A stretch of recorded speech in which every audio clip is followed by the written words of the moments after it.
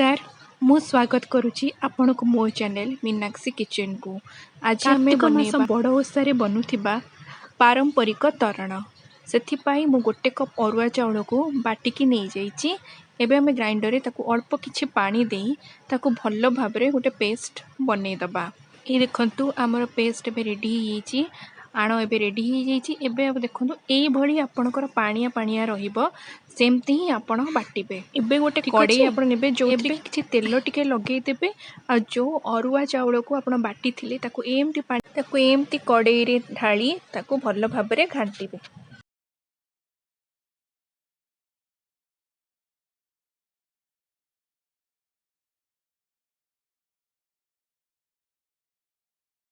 रे गोटे चामच लूण आ अल्प टिके लूण ऐड करदेबे ताकू भल भाव रे टिके तादरे मिसई देबे।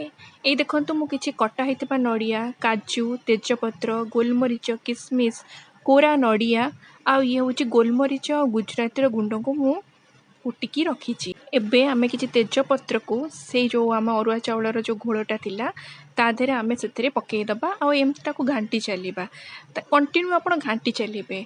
एबे किछि चीनी मु गोटे कप चीनी आउ हाफ चीनी गोटे कप हाफ चीनी आपण ऐड करिवे आपण को हिसाब रे ऐड करिवे। आपण को केते मिठा आवश्यक से अनुसार आपण चीनी ऐड करेंगे ताकू भल भाव एमती घांटी चलिए। एबे जो ड्राई फ्रूट्स आमे नहीं थिले काजू किसमिस को आ गुजराती को ताकू आपण पकेईदेबे ताकू भल भाव से मिसई देबे। देखंतु एबे आमे जो चाउल रे जो प्रस्तुत करथिले ना सेटा केमती टिके टाण माने मोटा ही आसलानी। एमती मोटा ही आसला परे आपण जो कोरा हेतिबा नड़िया को सेते पकाई भल भाव रे घांटिबे जेमती से बहलिया हेथो। एथिरे मु टिके क्षीर ऐड करिछि पाखापाखी गोटे कप रो क्षीर मु ऐड करिछि आ बहुत बढ़िया टेस्ट आसे बहुत बढ़िया लगे आपको आप मिसई चलिए। आथिरे टिके परिश्रम दरकार हुए कारण चाउलटा लगी जीवार चांस थाए।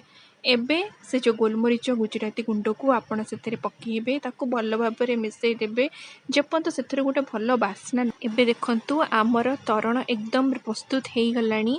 आपको एमती किसी समय रेस्ट करने छाड़ीदेवे ताकि से भलरे बसीगले थुलथुलिया हो। एबे आमर तरण प्रस्तुत। आपण को जदि मो चैनल भल लगे तेबे लाइक शेयर और सब्सक्राइब कर।